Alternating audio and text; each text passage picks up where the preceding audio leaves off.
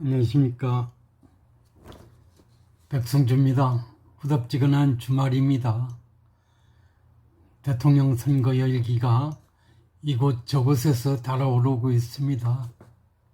대한민국이 법치가 흐느적거리고 모든 것이 비정상적입니다. 이런 와중에서 언론 보도에 따르면 대통령 선거에 출마를 선언한 인사께서 해방 공간에서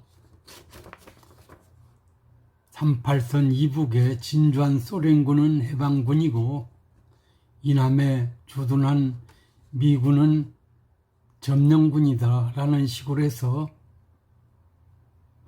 자유민주주의 국가의 대통령 선거에 출마하는 인사의 대한민국 역사에 대한 인식이 이 정도밖에는 안 될까라는 그런 궁금증이 생기지 않을 수 없었습니다.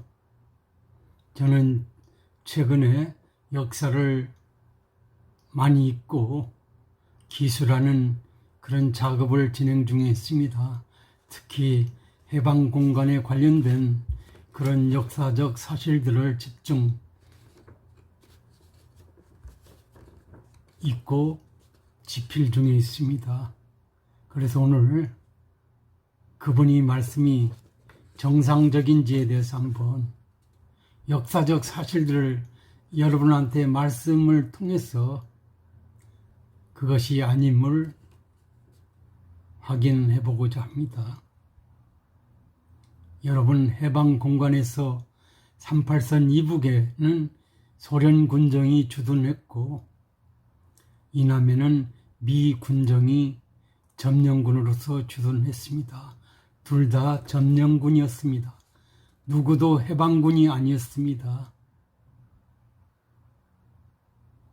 그렇다면 군정이라 하면 군사정부, 군정부를 지칭합니다. 소련 군정, 미 군정은 군사정부입니다.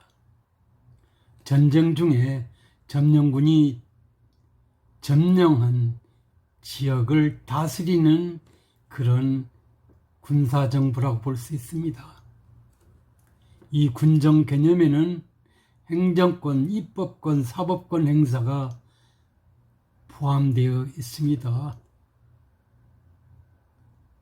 소련 군정은 대해서는 잘 모르겠습니다만은 미 군정의 경우에는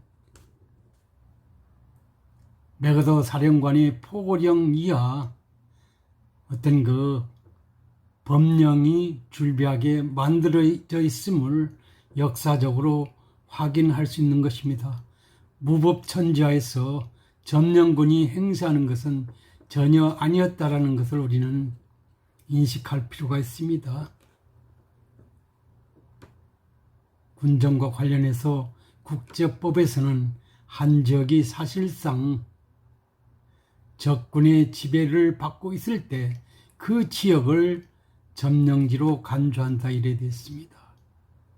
여기서 적군은 태평양 전쟁 당시 일제였고 그 일제를 패퇴시킨 승전국인 소련과 미국이 한반도를 쪼개서 점령하고 나서 군정을 실시했다고 우리가 해석해 볼 수가 있습니다. 그런 점에서 군정은 합법적인 정부다. 그리고 그 기능을 수행하지 않거나 수행할 수 없을 때 군정이 필요하게 된다는 것입니다. 3년여 동안 한반도를 통치한 역사를 갖고 있습니다. 미군정, 소련 군정은 2차 대전 중 태평양 전쟁 중에 일제 영토를 점령해서 통치하는 것이라고 우리가 말할 수 있을 것입니다. 이런 점에서 군정은 계엄과도 구별된다고 할 것입니다. 계엄은 필요할 경우 일시적으로 어떤 법치가 무시되고 계엄사령관의 어떤 인치에 의해서 다스려질 수도 있지만은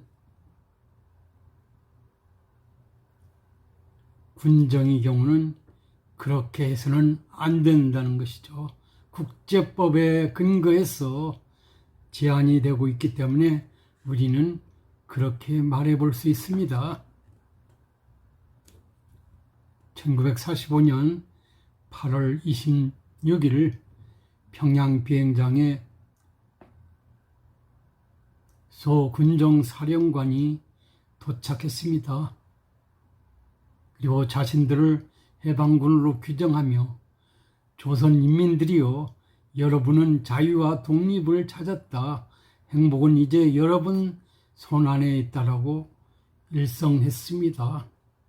아마 대통령 선거에 출마하시는 분은 이 구호를 분명하게 기억하고 있는 것 같습니다. 그렇지만은 소련군이 북조선 지역에 주둔하면서 해방군으로 행세한 것은 전혀 아니었습니다. 이와 관련해서 최근에 미국이 외교안보 전문 싱크탱크인 우드로 윌슨 센터가 소련군이 해방군이 아님을 입증하는 문건을 공개함으로써 세상에 알려져 있습니다.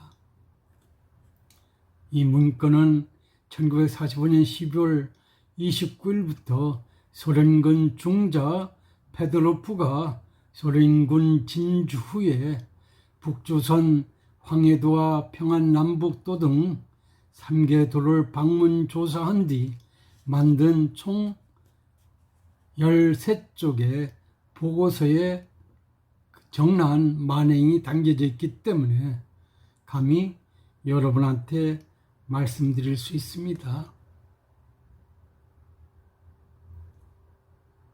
이처럼 소련군이 평양 비행장에 도착 후 일성 해방군임을 자처했지만 1940년 8월 이후 5개월여간 북한에서 드러내 보인 만행을 생생하게 보여주고 있다는 점에서 분명한 것은 소련군 해방군이 아니었고, 물론 미군도 해방군이 아니었고 국제법에 입각한 점령군이었을 뿐이다라는 점을 여러분한테 말씀드리고 싶습니다. 이처럼 1945년 8월 26일 평양 비행장에 소군정 사령관이 자신들을 해방군이라고 자임했지만 실상은 그 정반대 상황, 국제법에 입각한 군정 통치가 점령군이 위상하에서 이루어진다는 점을 우리가 상기해 본다면 대통령 선거 출마자의 역사인식은 새삼 우리를 긴장케 한다고 말할 수 있을 것입니다. 자유민주주의 어떤 법치 질서 하에서 과연 그런 입장을 인터뷰를 통해서 말씀할 수 있는지, 설령 말씀하실 수 있더라도 역사에 대한 옳고 바른 그런 내용들을 익히고 나서 말씀하시는 것이 좀 옳지 않았느냐는 그런 생각을 하지 않을 수 없습니다.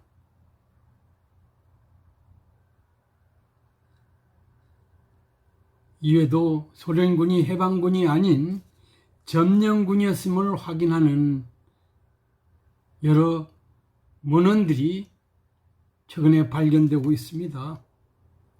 일례로 소련군 태평양 함대에 입대해서 웅진, 나진, 청진 등 상륙 작전에 활약하여 적기 훈장을 수여하는 등 1945년 해방 후 나중에 조선민주주의 공화국 즉 북한 정부 수립 이후 문화선전성 제1부상을 지내기도 했던 북한이 대표적 소련파 인사는 북한 정권은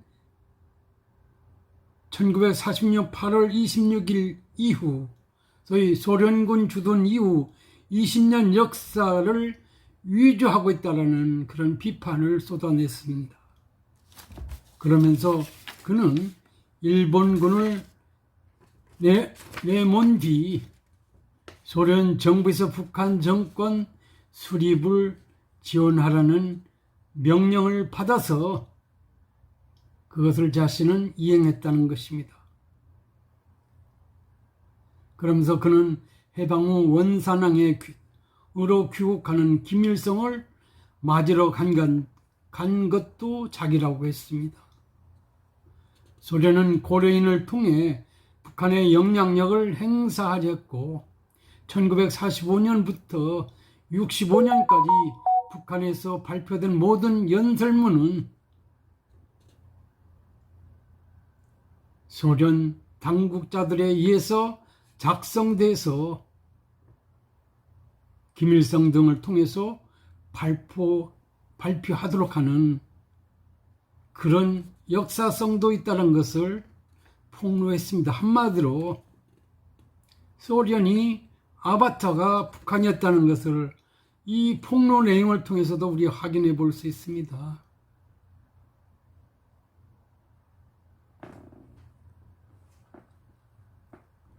엊그제 대통령 선거에 출마를 선언한 인사께서 대한민국이 다른 나라의 정부 수립 단계와 달라서 친일 청산을 못하고 친일 세력들이 미 점령군과 합작해서 지배체제를 그대로 유지했다고 힐란성에 인터뷰를 했습니다.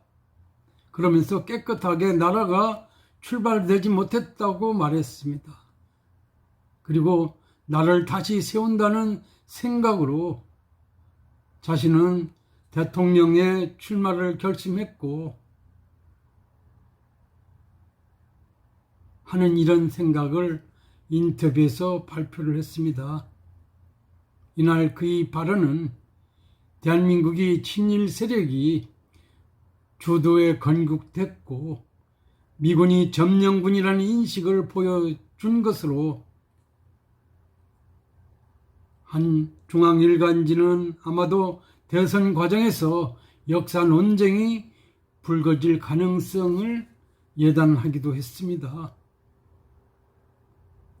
이런 사례는 어떤 친북한적인 사례는 전에 김원웅 광복회장이라든지 그런 사례도 우리는 연상해 볼 수 있습니다. 언론 보도에 따른다면 고등학생 대상 강연에서 미군을 점령군, 소련군을 해방군이라고 말했다라는 기사가 보도된 적이 있습니다. 어쨌든 이들 주장은 헌법주의 입장에서 자유민주주의 근본 질서를 감안해서 우리가 연상해 본다면 전혀 맞지 않은 역사적 사실을 왜곡해서 말하는 것이 아니냐는 그런 생각을 해봅니다. 대한민국은 북한이 아니기 때문에 그런 생각을 하지 않을 수 없습니다. 제가 알기로는 해방 공간에서 우리나라가 소위 대한민국 정부가 토지 분배나 일본 잔재 청산이 늦어지거나 다소 부실한 것은 맞습니다. 그렇지만은 대한민국 정부는 자유민주주의 그런 법치 국가를 전제로 하고 있기 때문에 소위 재헌헌법에서 드러나 있듯이 소유권 보장이라는 그런 전자에서 다수는 어떤 절차적 문제로 좀 늦어진 것이 아니냐는 그런 생각을 볼 수 있지 않느냐는 것입니다. 그렇지만은 반면 북한의 경우 토지 분배나 일제 청산이 쉽게 된 것은 공산주의를 표방했기 때문이 아니냐는 것입니다. 북한의 경우는 제가 역사를 통해서 확인하지만은 1948년 9월 9일 조선민주주의인민공화국이 수립되기 이전인 북조선 임시인민위원회 그 수립 당시부터 이 토지 분배 문제라든지 일제잔재 청산에 대해서 일사천리로 마무리한 역사적 사실을 저는 부정하고 싶지 않습니다. 그것은 소위 자유민주주의라는 그런 측면, 그 다음 법치주의라는 측면을 우리가 생각하면 그렇게 일사천리로 될 수 없다는 점을 우리는 생각해 보지 않을 수 없다는 것입니다. 그리고 소위 일제 인적 청산이 늦어진 부분, 이 부분도 공감하는 부분이 많습니다만은 제가 알고 있는 어떤 그 역사적 상식에 비추어서 해방 당시 중학교 이상 졸업한 남조선의 한 이 어떤 그 인민들의 숫자가 약 25,000여 명 정도밖에 안 됐다는 사실을 우리가 통해서 연상해 본다면 대한민국 제1공화국의 국정 수행을 위해서 소위 그 공직자 수, 예상되는 공직자 수에 비례서 턱없이 일제차에서 그래 그나마 중학교 이상 정도 이런 공부한 분들이 많지 않음으로써 어떤 그 공직이 어떤 그 공무원 어떤 시스템보다는 어떻든 효율성을 도모하는 측면에서 일제에 봉사한 그런 분들이 공직에서 복무를 하다 보니까 역사적 관점에서 보면 특히 어떤 그 북한과 대비되는 관점에서 보면 일제 인적 청산이 늦어질 수밖에 없었던 것이 하나의 선보다는 악으로 비춰질 수밖에 없지 않느냐는 뭐 그런 생각을 여러분한테 말씀드려 보겠습니다. 물론 일제 잔재 청산을 저는 부정하는 입장이 아니라 해야 되는데 그 당시 상황에서는 그럴 수밖에 없었지 않느냐는 생각도 연상해 본다 하는 것입니다. 최근에 해제된 구소련 외무성 보관 문서 자료에 의하면 해방 이후 북정부 수립, 한국 전쟁 준비도, 그 다음에 38선을 직행해서 남쪽을 침략한 그 어떤 그 전쟁 준비도 모든 것이 스탈린 명령에 절대 복종한 것으로 드러나 있습니다. 언젠가는 이 내용을 제가 발표할 수 있겠습니다만 어쨌든 북한 마음대로 한 것이 아니라 소련의 꼭두각시였다는 것을 우리가 연상해 볼 수 있습니다. 해방군 운운하는 것, 이런 점에서 전혀 아니라고 말할 수 있습니다. 특히 오늘날 보는 바와 같이 북한은 공산화된 그런 프롤레타리아 혁명의 어떤 소련이 어떤 주도해서 만들어 놓은 유성국가 체제인 것은 분명하지 않습니까? 그러면 대한민국은 미제의 어떤 산물이라고 말할 수도 있겠습니다만 어쨌든 그렇게 우리가 비교해 볼 수도 있을 것입니다. 그렇지만 분명한 것은 우리가 자유민주주의 국가 대한민국에서 우리가 살고 있다는 측면에서 우리가 비교를 해본다면 그렇게 비교가 가능해 보입니다. 그리고 저희 대한민국의 어떤 주권자로서 우리가 북한과 우리나라를 비교할 경우에 아직까지도 우리가 어떤 미제라는 이런 잔재 속에서 우리나라를 평가절하 하는 것이 과연 맞느냐는 것이죠. 그것은 이념적으로 공산주의 체제하고 자유민주주의 체제가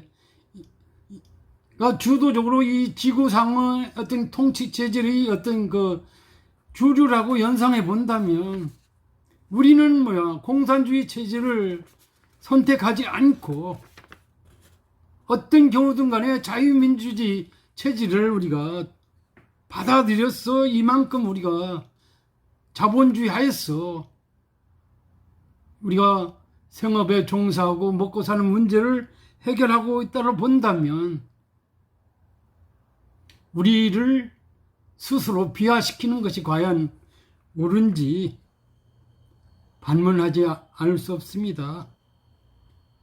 그런 점에서 저 개인적으로는 대통령 선거에 출마하시는 인사의 어떤 역사 인식이랄까, 국가관, 이런 부분에서 저와는 확연히 다르다는 점에서 우려스럽다 하지 않을 수 없습니다. 그분이 헌법을 준수하고 국민이 안위와 행복을 위해서 임기 5년 동안 최선을 다했다라고 만약 대통령에 당선됐을 때 헌법에 입각한 취임 선서를 진지하게 할 수 있을런지 좀 궁금하기 짝이 없습니다. 이런 역사 인식이라면 말입니다. 결론적으로 말씀드리면 해방 공간에서 소련군이나 미군은 다 점령군이었습니다. 국제법에 인정되는 점령군이고 무법으로 다스리는 것이 아니라 입법, 행정, 사법을 갖추고 법치주의에 입각해서 점령지역을 다스리는 점령군이었다는 사실은 엄연하고 옳은 해석이라는 점을 여러분한테 말씀드려봅니다. 여러분도 관심 있으면 한번 역사책 구입해서 읽어봐 주시기 바랍니다. 좋은 하루 되시기 바랍니다. 감사합니다.